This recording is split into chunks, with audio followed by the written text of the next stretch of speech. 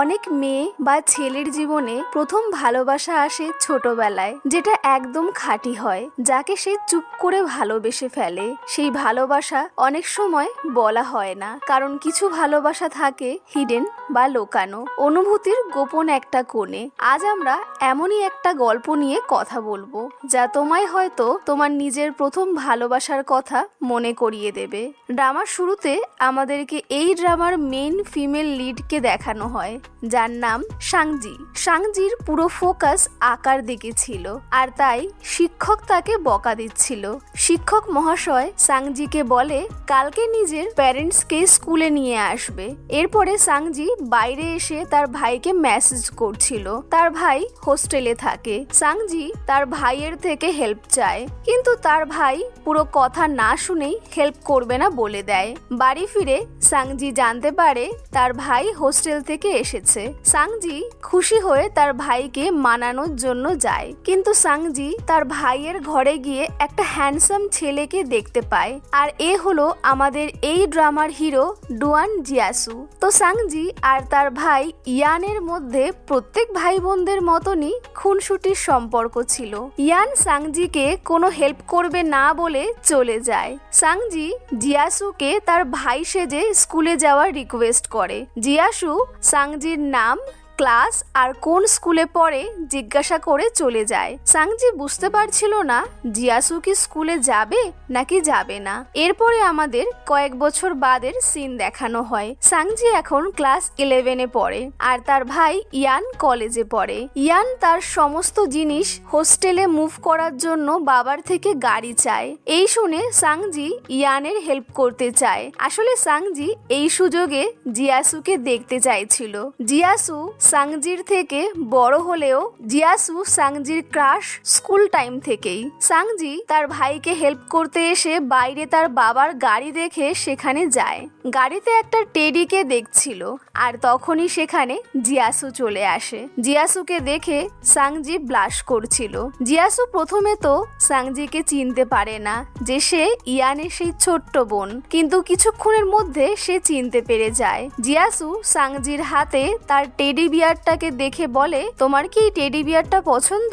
সাংজি বলে, না না, আমি তো এখন বড় হয়ে গেছি, তো আমি এখন টেডি নিয়ে খেলা করি না। জিয়াসু বলে, আচ্ছা তাহলে আমি এটাকে ফেলে দেই। সাংজি বলে, না না, আমি কিছুক্ষণের জন্য এর সঙ্গে খেলতে পারি। জিয়াসু এই দেখে হাসতে লাগে। এরপরে জিয়াসু সাংজিকে হোস্টেল রুমে নিয়ে যায়, যেখানে তার ভাই রয়েছে। জিয়াসু কিছুক্ষণ বাদে সেখান থেকে চলে যায়, কারণ সে একটা পার্ট টাইম কাজ করে। তো জিয়াসুর রুমমেটরা ইয়ার্কি করে বলছিল, এত তাড়াতাড়ি চলে যাচ্ছ যে, কি গার্লফ্রেন্ডের সঙ্গে দেখা করতে যাবে? সাংজি এই শুনে সত্যিই ভেবে নেয় জিয়াসুর হয়তো গার্লফ্রেন্ড রয়েছে। জিয়াসু চলে যাওয়ার পরে সাংজি জিজ্ঞাসা করে, সত্যিই কি জিয়াসুর কোনো গার্লফ্রেন্ড আছে? তো জিয়াসুর ফ্রেন্ডসরা বলে, না না, ওর কোনো গার্লফ্রেন্ড নেই, ওর কাছে সময়ই নেই এইসবের জন্য। এই শুনে সাংজি স্বস্তি পায়। সাংজি সেখান থেকে চলে যায়, কিন্তু সে একটা নোটবুক ভুল করে ফেলে দিয়ে গেছিল। জিয়াসু হোস্টেলে ফিরলে সাংজির ভাই বলে, আমার বোন কিছু একটা ফেলে গেছে তোমার ডেস্কে, কি ফেলে গেছে একটু চেক করে নিও তো। ইয়ান তার ফোন থেকে সাংজিকে কল করে। সাংজি তার ভাইয়ের কলটা তুললে অপর দিক থেকে জিয়াসুর আওয়াজ পেয়ে সাংজি চুপ হয়ে যায়। সাংজি খুবই শান্ত স্বরে বলে তার একটা নোটবুক সে ভুল করে ফেলে এসেছে, আর সেটায় একটা অ্যাসাইনমেন্ট করতে লাগবে এবং কালকেই জমা দিতে হবে। জিয়াসু বলে, আচ্ছা তাহলে আমি তোমার ভাইকে বলে দিচ্ছি। সাংজি বলে, ভাই আমায় কোনো হেল্প করবে না। জিয়াসু বলে, তো তুমি কি চাইছো সেটা আমি করি? সাংজি বলে, না না, আমি সেটা তো বলছি না, কিন্তু জিয়াসুর কি মনে হয়? আর সে সাংজিকে বলে, আচ্ছা ঠিক আছে, তুমি কালকে সকাল 6:40-এ বাস স্টপে চলে আসবে, আর সেখান থেকে নোটবুকটা নিয়ে নেবে, আর আমি তোমায় হোমওয়ার্ক করতে হেল্পও করে দেব। সাংজি খুবই খুশি হয়ে যায়, আর সে 5টা থেকে 6টা অবধি সব অ্যালার্ম সেট করে দেয়, যাতে করে সে কালকে লেট না হয়। সাংজি এক এক করে সব অ্যালার্ম বন্ধ করে। ঠিক 6টায় সে ঘুম থেকে উঠে রেডি হয়ে বাস স্টপে পৌঁছে যায়। কিন্তু জিয়াসু তখনও আসেনি। সাংজি ভাবতে লাগে জিয়াসু কি আসবে নাকি আসবে না। তখনই আমাদেরকে সাংজির ছোটবেলার সেই দিনটার ঘটনা দেখানো হয়, যেই দিন জিয়াসু আর আসে না। দ্বিতীয় এপিসোডে সাংজি তার ক্লাস থেকে বার হয়ে মনে মনে রাগ দেখিয়ে ভাবছিল জিয়াসুও আমার ভাইয়ের মতনই, আমায় হেল্পও করলো না আর এলোও না। তারপরে সাংজি কিছুতে বেঁধে পড়ে যায় আর তখনই জিয়াসু সেখানে চলে আসে আর সাংজিকে ওঠায়। সাংজি জিয়াসুর উপরে রেগে যায় কারণ সে লেট হয়ে গেছিল। জিয়াসু বলে, সরি, আমি একটু লেট হয়ে গেছি। সাংজি এই কিউট সরিটা শুনে গলে যায় আর তারপরে বলে, ঠিক আছে, শোনো, টিচার যা যা বলবে খালি শুনে যাবে, আর কিছু বলার দরকার নেই। জিয়াসু টিচারের সঙ্গে দেখা করে। জিয়াসু বলে, আমাদের প্যারেন্টস একটু বিজি, তাই আমি চলে এসেছি। টিচার বলে, সাংজি ক্লাসের টপার, কিন্তু মাঝে মধ্যে কি যে হয় ওর, লেকচারে মন দেয় না আর ছবি আঁকে। জিয়াসু মিথ্যে মিথ্যে সাংজিকে একটু বকা দেয় টিচারের সামনে। তো এইভাবেই জিয়াসু সাংজিকে হেল্প করেছিল। প্রেজেন্ট সময়তে সাংজি জিয়াসুকে কল করে বলে, তুমি যদি না আসো তাহলে কখনো তোমার গার্লফ্রেন্ড হবে না। তখনই জিয়াসু পেছন থেকে চলে আসে আর সে সাংজির জন্য একটা মিল্কের বোতলও নিয়ে এসেছিল। তারপরে অ্যাসাইনমেন্ট কমপ্লিট করার জন্য একটা জায়গায় গিয়ে বসে তারা। জিয়াসু সাংজির জন্য ব্রেকফাস্ট অর্ডার করতে যায়। সাংজির পুরো মন জিয়াসুর দিকে ছিল আর সে লুকিয়ে লুকিয়ে দেখছিল জিয়াসুকে। জিয়াসুও এই ব্যাপারটা লক্ষ্য করে। সে জিজ্ঞাসা করে, কিছু খাবে কি? সাংজি না বলে দেয়। জিয়াসু অর্ডার দিয়ে এসে চেয়ারে বসলে সাংজি তখনও জিয়াসুকেই দেখছিল। জিয়াসু সাংজিকে মিল্কটা খেতে বলে। সে মিল্কের বোতলটা তার ব্যাগে ঢুকিয়ে রেখে দেয়। আসলে সাংজির মিল্কে অ্যালার্জি ছিল।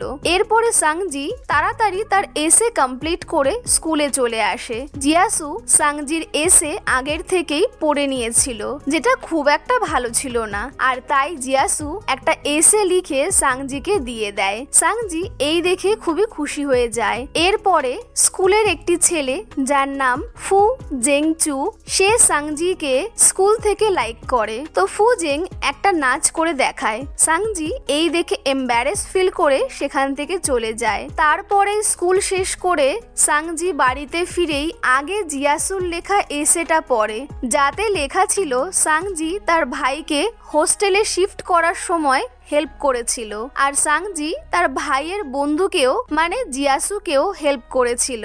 আর জিয়াসু সাংজির সঙ্গে আবারও দেখা করতে পেরে খুব খুশি হয়েছে। জিয়াসু খুশি হয়েছে এটা পড়ে সাংজি ব্লাশ করছিল। তখনই সাংজির বাবা মা এসে জানায় তারা একটা বিয়ে অ্যাটেন্ড করতে যাচ্ছে। তো তার ভাই ইয়ানকে কল করে দেবে সে চলে আসবে। ইয়ান হোস্টেল থেকে বাড়ি আসে আর সে সাংজিকে বাইরে খেতে নিয়ে যাওয়ার কথা বলে, কিন্তু সাংজি বলে তার মুড নেই। ইয়ান কাউকে একটা ফোন করে বলে তাকেও খেতে আসতে। এই শুনে সাংজির মনে হয় ইয়ান হয়তো জিয়াসুকে কল করে আসতে বলেছে, তো সেও যেতে রাজি হয়ে যায়। কিন্তু পরে সাংজি জানতে পারে এটা তো ইয়ানের আর একটা বন্ধু। সাংজি আপসেট হয়ে যায়। তবে কিছুক্ষণ বাদে ইয়ান জিয়াসুকেও পিক আপ করে। জিয়াসু কাজ করে ক্লান্ত ছিল আর তাই সে গাড়িতে এসেই শুয়ে পড়ে। সাংজি জিয়াসুকে লুকিয়ে লুকিয়ে দেখছিল। জিয়াসু যখন লক্ষ্য করে সে সাংজিকে বলে, আরে সাংজি, তুমি তো আমায় দেখে একবারও হ্যালো বললে না। সাংজি খুবই কোমল স্বরে বলে, হ্যালো জিয়াসু। জিয়াসু বলে, তুমি কি আমাকে হ্যালো হ্যান্ডসাম বললে? সাংজির গাল লজ্জায় লাল হয়ে গেছিল আর সে নার্ভাস হয়ে বলে, কেমন আছো হ্যান্ডসাম? এরপরে ইয়ানের আর এক বন্ধু টপিকটা চেঞ্জ করে দেয়। তারা রেস্টুরেন্টে পৌঁছে যায়। সাংজি গাড়ি থেকে নামতে চায় না আর তার ভাইয়ের সঙ্গে গাড়ি পার্কিং অবধি যাওয়ার বায়না করে। আসলে সাংজির পিরিয়ডস হয়েছিল, কিন্তু তার ভাই তাকে গাড়ি থেকে নামিয়ে দেয়। জিয়াসু সাংজিকে অকওয়ার্ড ফিল করছে দেখে জিজ্ঞাসা করে, কি হয়েছে, তুমি কি ওয়াশরুমে যাবে?